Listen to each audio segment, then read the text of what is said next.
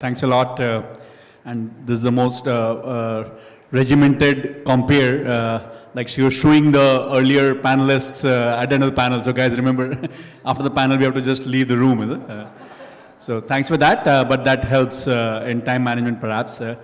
So glad to be sort of comparing or moderating this panel, following the finance and the strategy sort of panel, moving from concrete to content and creativity, moving from the hard to the soft, moving from natural intelligence to artificial intelligence.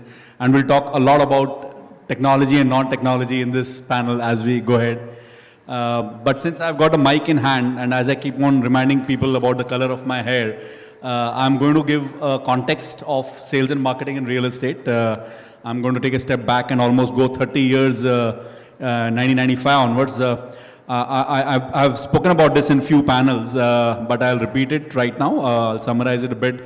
So clearly there have been 5 or 6 phases of sales and marketing in real estate itself, starting in 1995, which is 30 years back, when there was SMS and email marketing, remember? So the email was invented at that time, SMS got invented because mobile phones got launched. So that was the first phase of sort of a non-print, non-TV, non-outdoor marketing which started. And then thankfully India hit the road early with reality portals, right? Makaan.com, Magic Bricks, 99 acres. So the online search became online, which was a pretty momentous sort of occasion if you look at it sitting here at that time. So instead of going to the neighborhood Patil Bhau, you could go to internet and search for homes. That was the second stage of evolution, I would say. And then, unfortunately, immediately, Facebook and Google happened. If I think some of these portals had got some time to establish themselves as the Google of real estate, things may be different, like Zillow in US or Real Estate Australia have been able to establish. That was the third phase. Facebook and Google came almost immediately after the portal started. Digital performance marketing was born. The term performance marketing was really not lived up to its sort of full glory till that time. So performance marketing happened. Unfortunately, to my dismay, performance marketing has remained similar in the last 10-15 years. And clearly some of us here possibly need to pick that up and do something about it. So that was the third phase. The fourth phase was back-end automation. CRM came in, which is not so much visible in the forefront. There was a sort of missed phase, and Rohit, you sort of represent that piece on the AR, VR, XR sort of see homes and buy it online. I think that journey is still in the nascent phase, and I think it should still be given a further sort of not a lease of life, but it needs more injection of some sort of a smart movement there, because home purchase never went online. So we'll talk a bit about that. That was the fifth phase. And the sixth phase is what Govind that I have been evangelizing and speaking just before the conference on AI, predictive AI and generative AI. So AI existed before November 2022 also, while most of the people think that November 22 is the birth time of AI, but that was generative AI. There was predictive AI, ML driven AI before that. And to my mind, that could be the biggest innovation in other industries than real estate as well. But we'll talk about that as we go ahead. So that's a quick sort of a journey of 30 years, if it helps all of us to sort of almost launch ourselves into the discussion from that. So what I'll do, guys, is that I've got 4 or 5 topics which I've sort of scribbled down for myself. And I'll start off with a topic which all of you can sort of chip in for a couple of minutes, and then some of the topics I'll pull in 3-4 of you to sort of weigh in there. So the first one, and possibly we could go sort of in order. The first one is basically what are the new sales and marketing frameworks, systems, techniques, technologies that you have deployed in your business in the last 3 to 4 years that have resulted in smarter sales and marketing, since the topic is smarter sales and marketing. Rohit, you want to start, and then Sarina will go that way. Thanks, Sunil. It's a wonderful question. See, there's a huge paradigm shift which happened post-COVID. So we have seen an era pre-COVID where people were searching property on Magic Bricks and other PropTech platform. and they go visit the project, and they decide, they visit multiple projects, and the time period is also they take 10 months to 1 year to decide which project they want to move in. But post-COVID era, people are digital first. They want to explore everything sitting at home, thanks to Swiggy, Zomato, where they have given an instant gratification that, okay, if I want to explore anything, I can explore immediately. They want to see properties sitting at the comfort of, at their own couch, in the office, the comfort of home. They want to explore the property. They want to filter out the property as per their basic needs, that what kind of property they want to move into. And like pre-COVID era, the pricing, location was the key factors which people look into before taking a decision. Now they look into amenities, they see so many things. They want to know in and out of every property. What kind of unit I am getting, is there enough sunlight, is there enough air coming in, ventilation is there or not, are there amenities for my kids or not. So they want to explore everything. And they, so that's where XR and all this new tech comes into picture.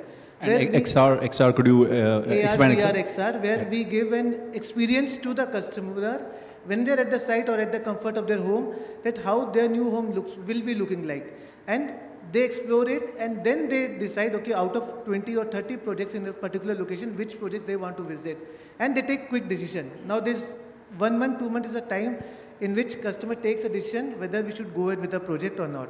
And again, this, you talked about AI. AI is another thing which is changing the entire way people are searching. Now people are not searching on Google, which this project. They are asking AI that, okay, which are the projects which suits my requirement and within my budget. And you mean AI, LLMs? You mean ChatGPT or something? ChatGPTs, these questions, and they're getting the answers. Got it. So AI is changing, and it will develop, it will grow, it will help developers as well. I'm sure Deepak, Govind can add a lot on it. Thanks for it. So AR, VR, XR and AI, you think are the new sort of technologies that could influence real estate marketing. Thanks a lot. Sarina, what? So, like you rightly said, COVID was a great time to understand what kind of marketing you were doing, whether it was working for you, whether it will work for you in the future. As you all know, Oberoi Realty is a luxury brand, and the vision was to continue developing it as an ultra luxury brand. So we looked at what we were doing, and we realized, and as you all know, luxury brands were very hesitant to promote and market on digital platforms, because the whole brand experience wouldn't be complete on a digital platform. But we know all that changed. Post-COVID, the luxury brands realized that they would have to get into an entire digital transformation journey, and that's what we did. We wanted to be more relevant. We wanted to use digital platforms, whether it is performance or social media, to make our presence felt. We understood that what has got us here is not going to get us there where we want to go if we don't embrace our digital transformation journey.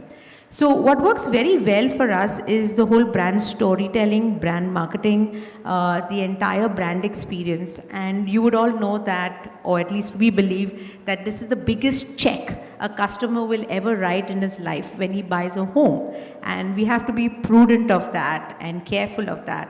Hence, you would write that check with a brand that has strong credibility, which has strong brand equity and brand strength. And that can be communicated.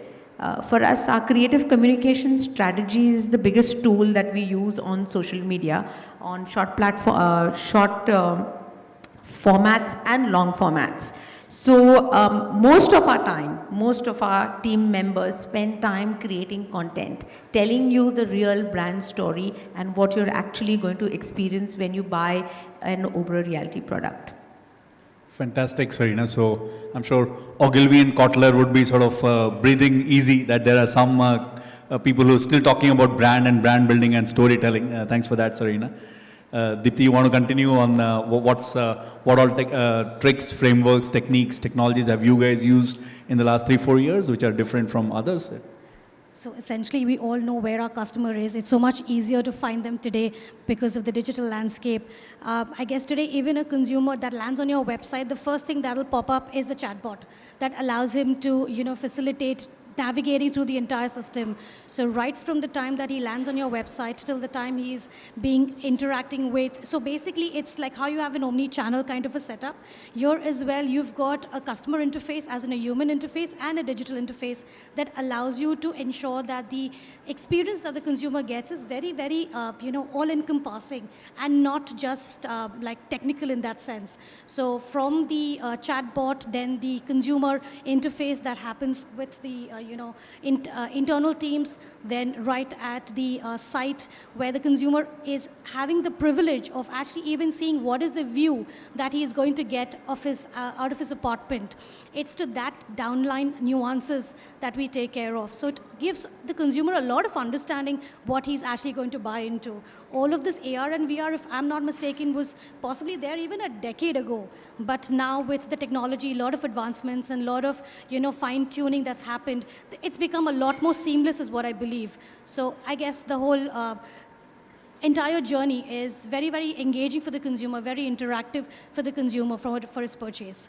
So are you talking about an integrated digital sales journey that you guys have developed, right from the chatbot to showing different projects, showing visual assets and closure? Absolutely. Fantastic. So there is no way that, if you've got a consumer, you're going to let him go.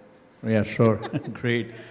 Deepak, any sort of the different magic that you guys have been working on? Good evening, everyone. Thrilled to be with some of the stars of real estate here today. Yes, we've tried to be fairly innovative and tried to build an experience with all our customers who come at the site. Our approach has been from noise to relevance. I think, Sunil, you captured one very, very valid point. In the past 5-7 years, we've seen an abundance of display ads and the entire framework of performance marketing out there. But in the entire story, somewhere we've missed the part to stay relevant with this. We thought maximum impressions, and we've indulged ourselves and we've immersed ourselves so much in the CPA, cost per lead, and the cost per walk-in models, that somewhere we forgot that roti kapda makan is still the most basic essential requirement of every Indian. How do we bring this together at the site is what we always thought about, and we've built a few systems, one of which I'm particularly proud of is an immersive experience where the customer gets to virtually move around the project in the form of an immersive experience. So what you see in presenters and op docs and brochures and renders, you're essentially allowed to navigate every nook and corner about the project, go to the apartment that you want to buy, and then build your own apartment. Customize it to every possible way, including the flooring, the light, dimensions, whatever you want to do, you can go ahead and do that. That is from the engagement point of view. Also gamification, or rather if I would want to put it in a better way, mixing emotion with tech is what we really want to strive at the site. So most of our amenities are gamified into touch panels. They're not screens, but panels of different sort where you touch them and something happens and they come to life. So if you look at a butterfly garden, suddenly you see butterflies flying around and all of those things. What this is helping us do is improve a customer life cycle, and we've stitched it with a very smart, and that is where AI comes into picture. We've stitched it very smartly with our CRM base, where the experience is very, very personal in nature. So a few things that we've done that is working for us. Fantastic. Right now. We were from noise to relevance, immersion, engagement, the whole sort of cycle of marketing. Thanks for that. Good words used. Govind, you of course represent many clients, and but you service the best clients in real estate, and you have got a multi-client experience. Would you like to add on this? That what are the new developments for the industry itself, and what you guys have worked on in the last 3, 4, 5 years?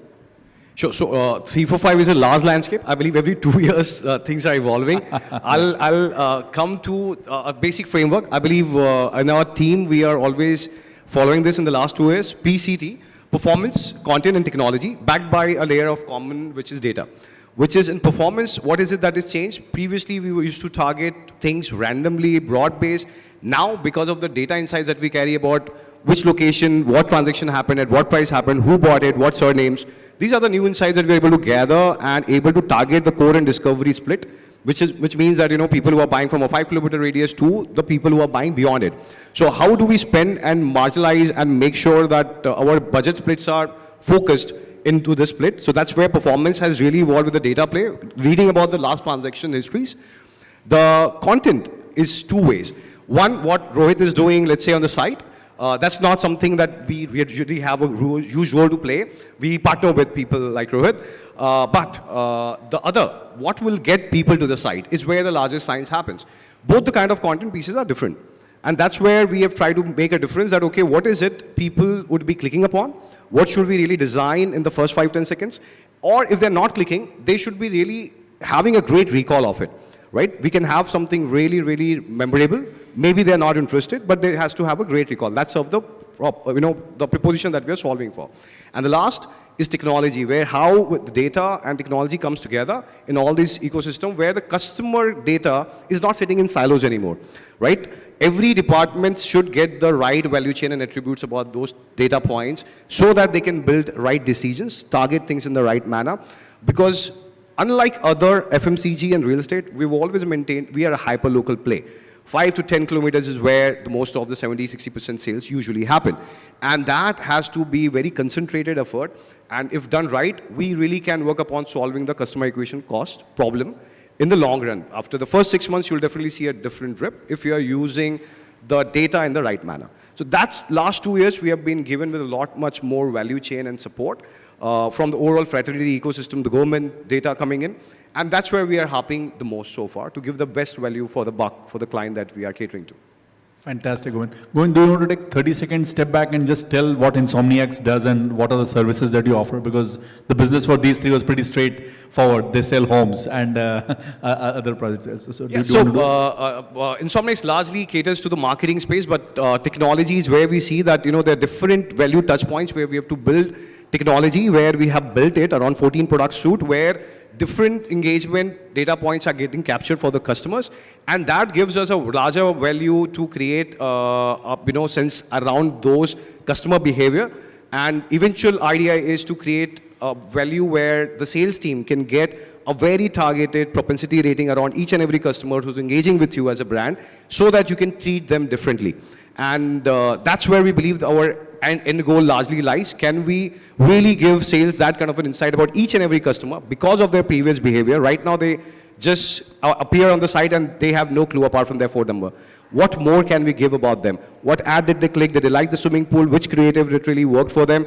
What is it that they talked on the call? And what is it that they are really willing to carry? And what are the things that they inquired for? What are the other competitors they are talking to? If all that insight can be given to sales, our job gets done. And thus, we are keeping a right and left brain combination together when you're approaching marketing, which is great content backed with the best technology merged together to give the best data inputs to the sales team. So this is the landscape that we have been chasing. That's the differentiation we're trying to make.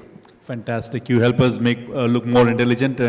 Words like hyper-local, hyper-personal, hyper-customized, guys. So see the use of each and every word in a different context. Thanks for that, Govind. Amit, will round up with you. You have been around the space and helping real estate builders build their brands and businesses. What has changed in the last 4 or 5 years for you? What are the new things that you guys have done? I think newness may not be equal to technology, and actually marketing is about understanding and connecting with people. So how deep we can go in that connection, I think that is a space that we need to look at. Technology is an enabler for that, but that is a larger picture. Say, when was the last time we used technology to gather buyer insights? I don't know my buyer well enough, so this technology should help me do that. So I think in the whole thought process in real estate, one thing that is missing right now, which should happen, is listening.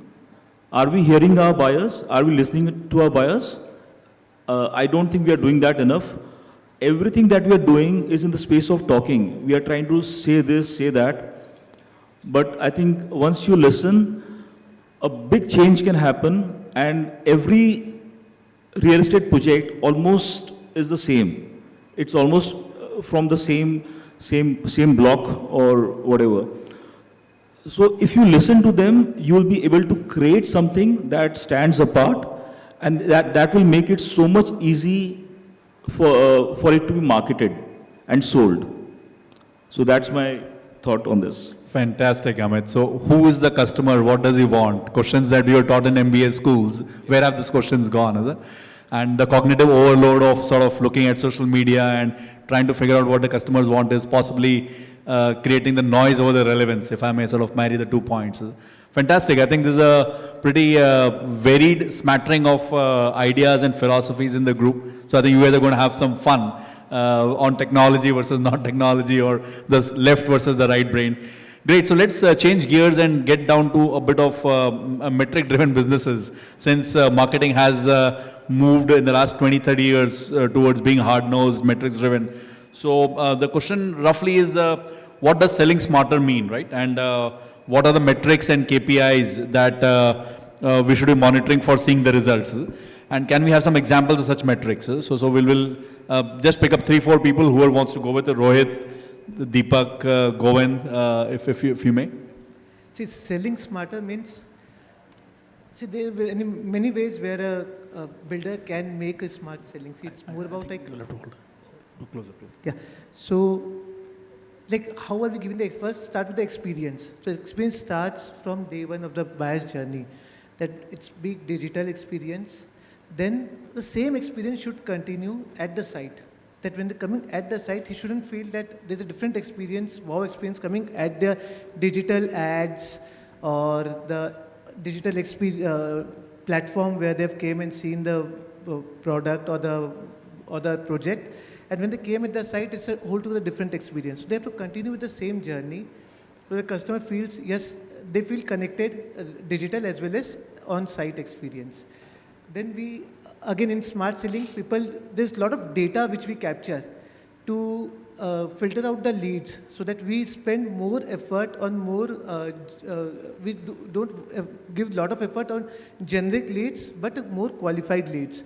So like AI, what Govind is building. So it filters out, narrows down the leads and give the more relevant leads for the sales team to focus on.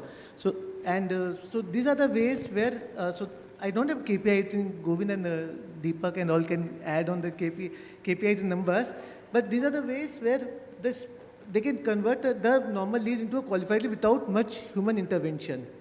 Right, so consistency of customer experience and some hard-nosed metrics around qualified lead is what you've been looking at. Deepak, you want to, Govind, you want to start off? Either of you.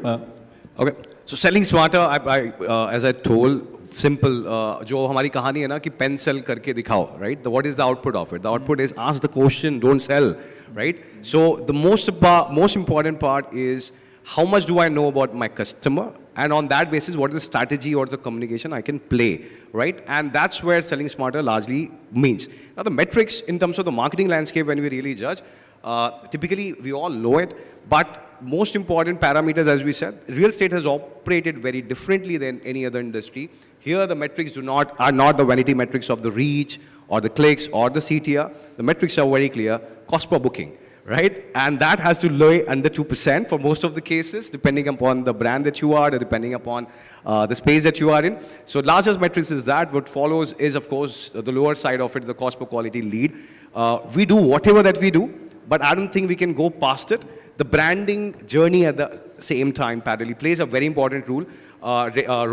And we really believe we will be soon coming out with a white paper of a sort where we will show how the branding exercise that you did right affected and took your customer acquisition cost down, right? I believe that's a real case study in real estate we all need to carry. And that's one variable that nobody really traces great. But Deepak, Dipti and Sarina, they are the best guys to talk about on that subject. Fantastic. And I love to keep countering, but then that's... Fantastic, Govind. So looks like you are talking about the dichotomous sort of existence of a hard-nosed CPB, cost per booking thing, along with the branding. Again, you threatened to bring a white paper on branding as well, much to the horror of some of us here. but great, looking forward to that. Raji, you want to top it up?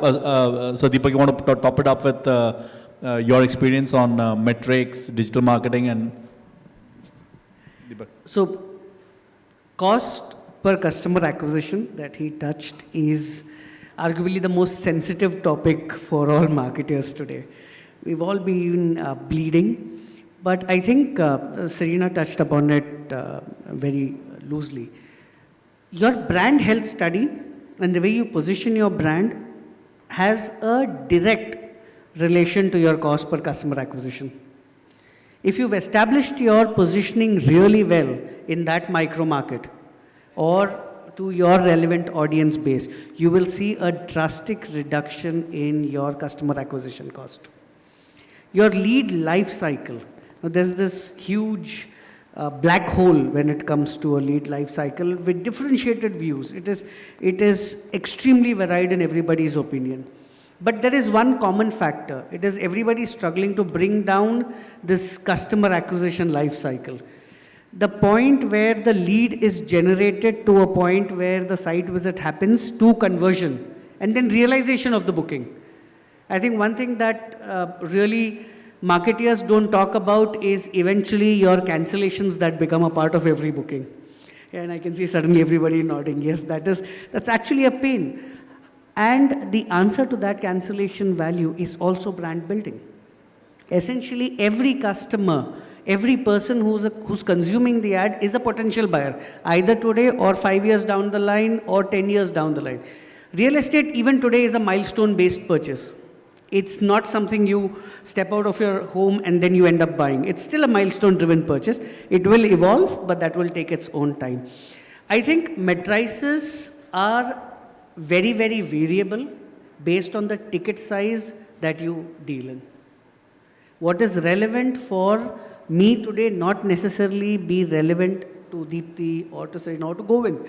Each of us have a different segment that we are operating in. And people who are operating across the entire segment are looking at cost of customer acquisition. Of course, your cost per lead, cost per walk-in, cost per campaign, all of these are standard. But eventually it's about the lead life cycle that comes into picture. I'd like to add something here. Please. So my digital marketing head is right there sitting in the crowd. And she's the most happiest because we give her lots of money to spend. And in fact, she came from another brand to us and she was very conscious about cost per lead. And I said, why? There's no need to worry about that. You can spend as much money as you want, and Vikas is very generous about it because we understand that it has a far more effective reach in building the brand equity and in brand building. So we don't have a smart selling what did you say, technique, but we have a smart selling strategy, which is, as a luxury brand, create anticipation, create scarcity.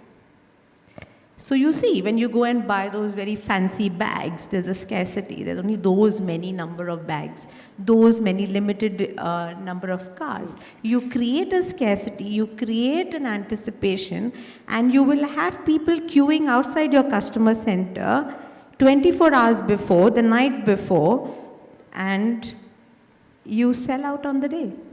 Fantastic lessons in Can I add something? brand building on luxury. Amit, I'll just come to you. Sunil, I would like to add something. Yeah. I think good selling technique is where you don't sell at all. You don't need to sell at all. If iPhone were to happen to real estate, what would be the cost per lead?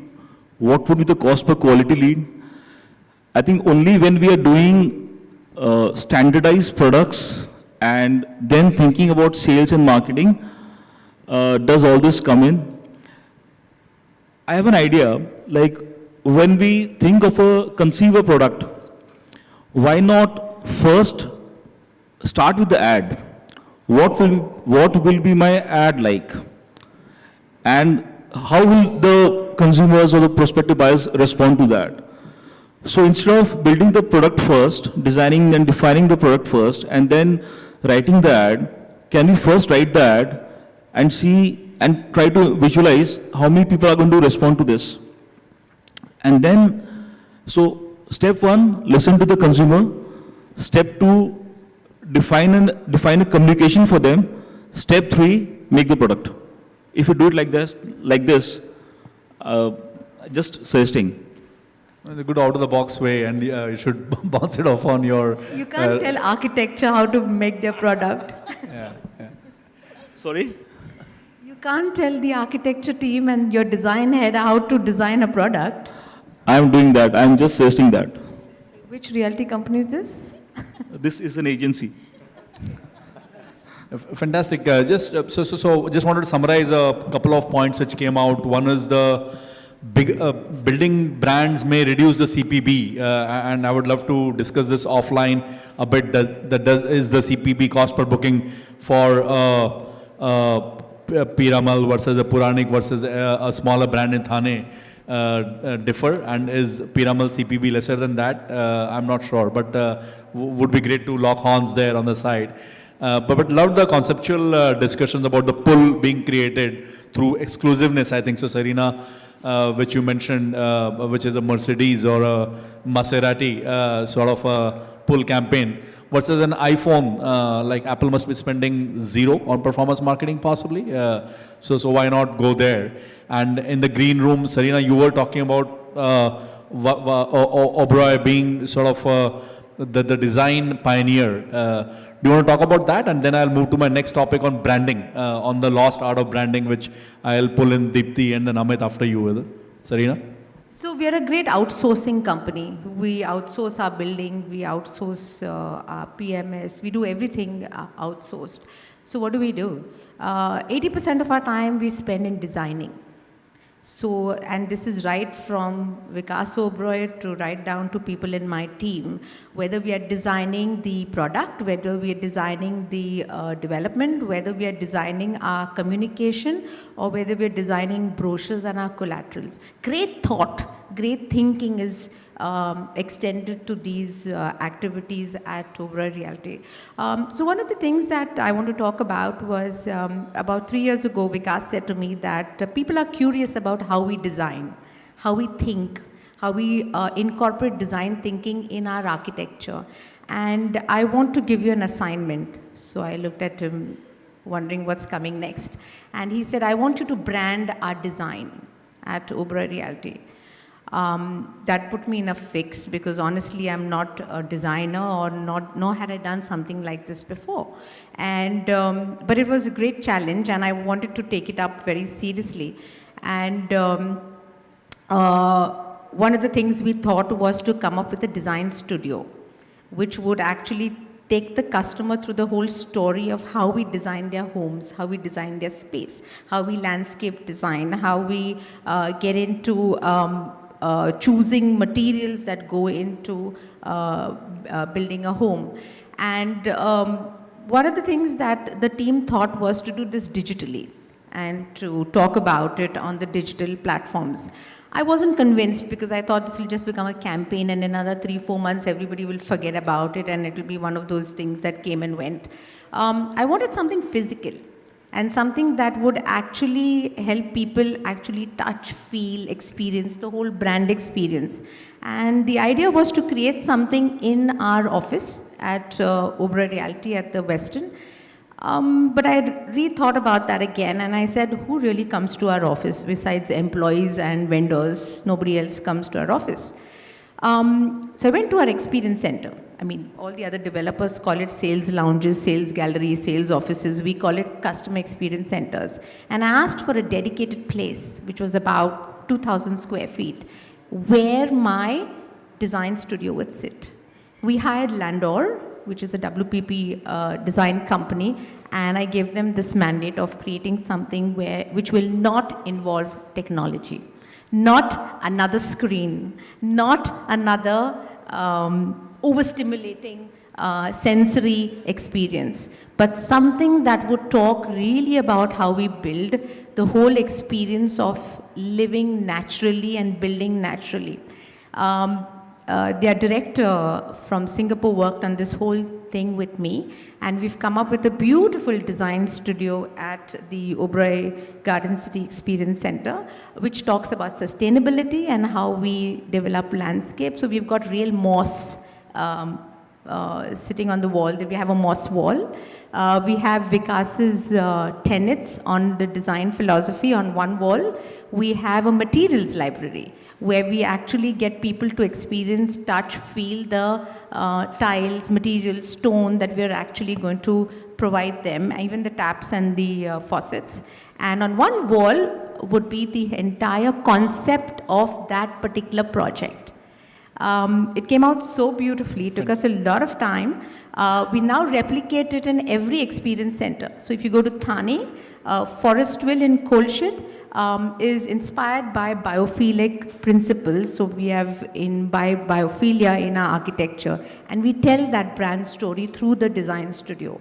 So on and so forth in Oberoi Garden City, Thane, where the whole concept is about building homes and gardens, where we tell you the entire garden story, and we build a garden there with a courtyard, and the whole experience is very beautiful and green. Fantastic, Sarina. Steve Jobs would be happy, but I'm Really? sure. He must be turning in his grave then. No, not at all. So why don't we take a segue into the left side of the brain and the lost art of branding, and the three. Sarina has spoken about it, but why don't you guys talk about Arcade and JP? How have you been building the brand? You can focus on the offline piece as well. I think we have enough of digital. And I'll come to Govind and Rohit again and then to talk about AI. So when it comes to branding, I think occasionally in realty space, we tend to use this synonymous with product marketing as brand building. And I think that is a flaw. It's a thought process flaw where, in fact, brand building is something which is a continuous, ongoing process, and it cannot be done sporadically. It cannot be done at a whim, and it cannot be done because I need to sell right now. It has to be completely organic, it has to be done consistently, and you need to be on the top of the mind of a consumer. They need to know your brand for you to be a part of the consideration set if and when they are going to be in a buying cycle.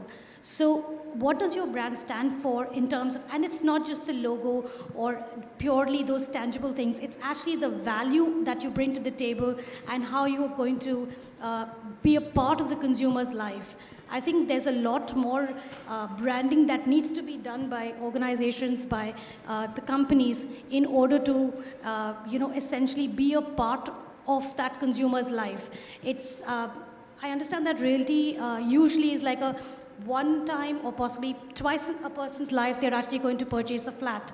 But at the end of it, that's not the only lifetime value of a company, of a person. He could recommend your brand, he could build, references.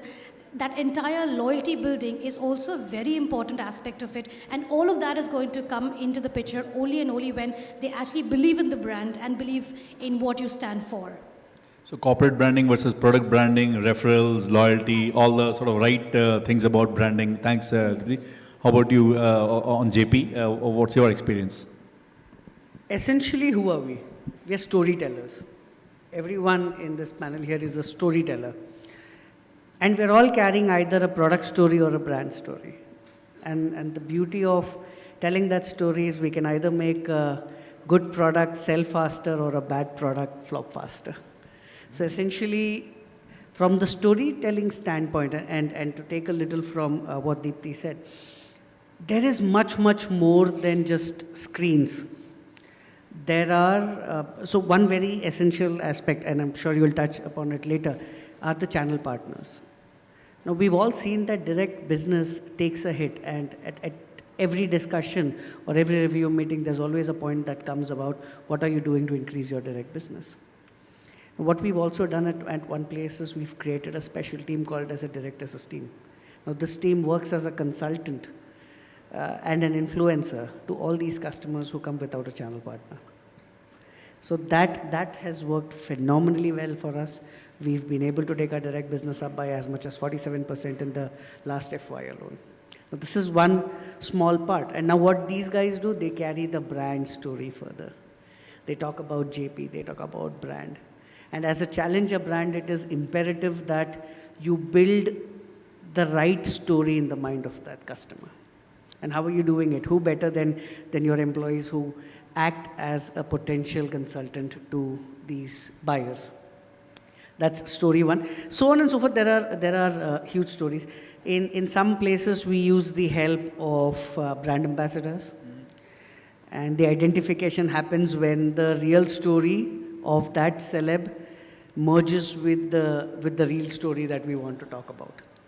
When that synergy falls in place, and we've been able to mobilize the right levers, it's a beautiful story that comes out, and then we're able to do our magic around it. Fantastic Sunil, story. what do you think? Sorry? I want to ask, what do you think? Because as a brand we spoke, as a marketing guys, you are there on the selling side as well. I want to know, what do you think? Typically, ghar bana diya, deliver kar diya, quality kar diya, that also is a brand building exercise to begin with, right? But you have witnessed it all across India. What is that your takeaways? So, I come from a telecom / BFSI / real estate background. I've been building brands in the past. I was talking about building the Airtel brand about 10-15 years back, which was a different sort of world. As she pointed out, it's an FMCG world. So, if I were a real estate developer, I would really focus on building the brand much stronger than many of the players that I'm seeing around. And I would convert into metrics. Like 30% has to come from loyalty and referrals. 10% has to come from walk-ins without getting having to spend for that. So, but I'm a big believer on the combination of left and right, and the brand being the sort of foundation. Because even now, when I see the ads, if I remove the brand name, to be quite honest, sometimes I don't know, is it X or Y or Z? Yeah, so they look the same. Yeah, so there is unfortunately, there is a elevation and there is a lifestyle given there. If I were to build a brand, I would really build it. Templatized marketing. I was going to say superlative. Everything is superlative. Yeah, and yes and no, because the moment is now. So I'm not being sort of derogatory of our own heart, what's been doing. But I think brand building in this industry has to still sort of go many steps. And but I think that in the next 5 to 10 years, as the markets are, as the sector is consolidating, right, from 11% in the top 10 players has gone to 33% over the last 3-4 years. This will go to 50%. There will be big brands. There will be pull. There's already pull among all your brands. There's some sort of pull coming in, but that has to become more and more pronounced. So thanks for pushing me. But that's a 1 hour discussion that I do normally. So customer advocacy, I'm brand ambassador. Amit, you want to top it up before I go, head into hardcore AI? Because the next 5 minutes will be AI, and AI. There's goodness here. And guys, if you don't know, there is a font size 44 clock here, which says 655 and ticking. So we have got one more topic, AI. But Amit, on the brand versus, because you have built brands and you are a pure sort of blue-blooded marketer, looks like. So, if you were to talk about soaps, there's a soap which is a glamour soap, Filmi Sitaro ka Saundarya Sabun. There's a long-lasting soap. There's a men's soap. If you ask a prospective buyer of real estate, what does X builder stand for? It's impossible to get an answer in one word. So we haven't lost the art of branding because we never got it in the first place. That's pretty tough, yeah. But yeah, we are listening. So this is my take. I may be wrong. Ouch. So branding will not be defined by developers and marketing heads. Branding will be defined by the prospective buyer. If he is not able to say what an X builder stands for, then there is no branding in the first place. What has happened is that a lot of marketing, a lot of branding in real estate is about status marketing. So only thing that comes across is that I am a big builder. That's the only takeaway. What do you stand for as a builder? That the buyer doesn't know. I'm assuming the developers are clear, but the buyer doesn't know. So I think in terms of branding, real estate branding, the journey is almost at the start. Tough. I have a, sorry, I go ahead. would like to add on something here. I have a slightly different opinion in the matter. Real estate has been very apologetic about its history because time and again we've seen various cases come up, various stories come up. But at the end of the day, I have a slight disagreement at the point where we say that it is only the developer who's trying to say. Eventually, if the buyer believes कि तुम लोग अच्छे हो, तो वो खरीद लेता घर. So fundamentally, how you want to position yourself or how the customers perceive you or how potential buyers perceive your brand health study and all of these will give you a very brutal insight into भाई तुम कहाँ खड़े हो और तुम क्या कर रहे हो. People will tell you if you're not doing the right thing and they will be extremely brutal about it. We can expect zero empathy from potential buyers when they actually sit on the table. Eventually, बैठो जब धंधे की बात होती है, everything else goes for a toss. Nobody is doubting that you're a great developer, and there are a lot of great developers on the panel and everywhere else. It's not just about acha and greatness and whether you're doing well. Of course, you're doing well. But if branding is about having a unique signature, we are not there. That's what I'm trying to say.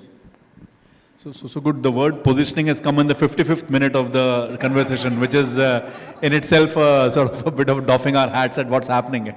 Guys, Govind and Rohit, what's happening in AI? AI kya hai? What are you guys doing? And what are the 3-4 nuggets that the audience should glean from this conversation? Rohit, you want to take it first? You go ahead, Govind, you start, and Okay. we'll add to that So, on his side. since we have limited time, I'm going to keep it bullet pointers. Anywhere you want to go more, please ask. Point number one, AI, if the way we look at it, it's going to change everything from the marketing perspective in the next 1.5 to 2 years. What changes? First thing, a company like mine, suppose Insomniacs, as a digital agency, simple. If you're not proactivizing our services at scale, there is no way 2 years down the line you will be talking to us in the same manner. Clear. Second, most of the touch points which we have today, one, the customer calls, no matter how much ever people want to fight, it will be eradicated, it will be agentic AI based, there is no way because the evolution that we have just witnessed, it's just mind blowing. The last 1 year and to now what's coming. Third, the marketing piece with the Google and Meta platform, they will automate every bit of it. You will not have to go to anybody. The creatives will get made on their own once you have masters given. The ad campaigns and bidding will happen on their own. So this is a future without doubt coming. Fourth, on the brand language, most of important part, as when you are running your company, you have 5 people, 6 people, 7 people with your team. One of the largest problem that you will always say, hey, I want to believe in this, but I'm not able to translate it to my team members. And when they are coming out and giving the brief to the agencies, they are not able. So there's a lot of leakages that is happening.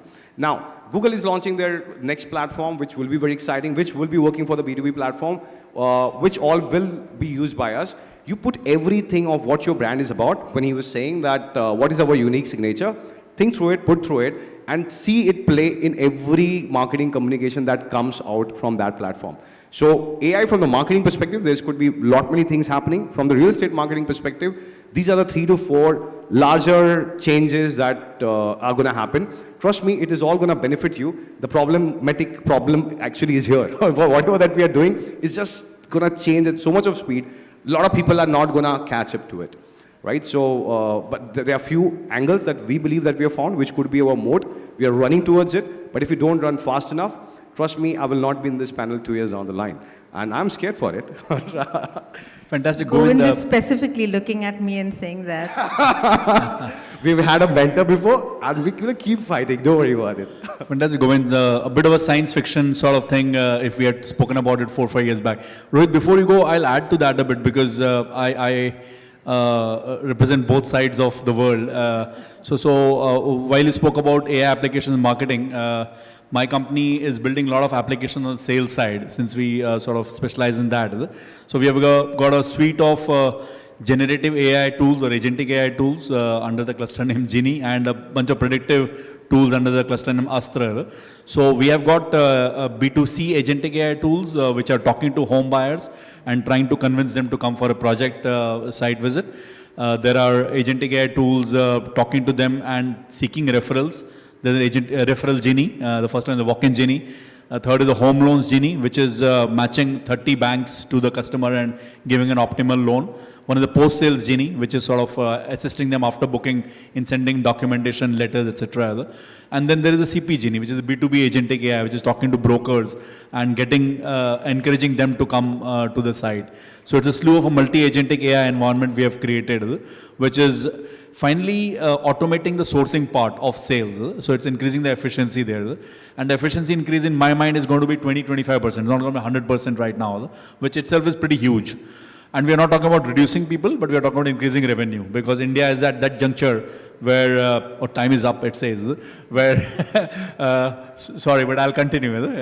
Where we all are growing at 20-25%, and it could go to 30% in the next 4-5 years because of these sort of innovations. So just to add to your piece, the marketing And AI I'll tell and you the the sales beauty. AI. A lot of people believe that AI is going to replace human. Those are the different conversations. But imagine a scenario where the customer who is booked, the genie is able to give them the demand draft, the payment, everything is coming automated. You're not relying upon any mistakes. That's experience. And more importantly, I've always asked, a 4 BHK customer walks into your site and then he sees the same ad of 2, 3, 4 BHK. Why? It is needed that he should be looking at a 4 BHK ad, because on the sales conversation, the conversation was about, let's say, a rooftop restaurant that you have or a swimming pool that you had. The creative adapts for itself, and trust me, 3 months, you will see it happen. So that's where the customizations are just gonna add to the experience of the customer, and that's the most beautiful thing. The technology will be able to aid to whatever that we are doing. Fantastic, Govind. Rohit, we have run out of time, so why don't you take 30 I seconds think you and have covered everything. Okay. Apart from that, we are working on an AI where, like, you have agentic AI who can bring customer to a site. So working AI where the AI will give the first virtual tour to the customer at sitting at fantastic, home. fantastic. So they will tell you, they'll understand your requirements. They will show you. See, what happens, why do people want to bring customer to the site? See, first site, they never close a deal. It's just to get the customer know about the project. Okay, this is a project and this meets your requirement. That's what we are building, that we believe next coming couple of years, people will not go and hunt hundreds of properties. They will scout it digitally, they will finalize a property and they will visit the property which fulfills their checklist. So our AI, we're working that it will showcase you, explain you, digitally show, okay, suppose someone wants to have a kid. So they'll show you what are the amenities your kids can experience. Customized viewing as well. Yeah, Fantastic, and they'll understand, fantastic. they'll store all the data. So when the customer is visiting to a site, the salesperson have those data, he'll pick it up from there and he'll try to close the lead. Rather than he'll discuss like a very initial discussion, he won't have to do that. He will pick up his requirement, and where this product meets his requirement, that's where his role is. Fantastic, Rohit. Super. This has been a great journey, starting from Ogilvy to Mark Zuckerberg to Sam Altman. I think we have covered the entire spectrum of marketing in the world and in real estate. Thank you very much. If there are any questions, can we take any questions, ma'am, or we are not allowed to? Guys, is there any one golden question she's allowing? That's going to be the first question for today, but yeah, go ahead, the gentleman. Can we quickly get the microphone passed? The promoters?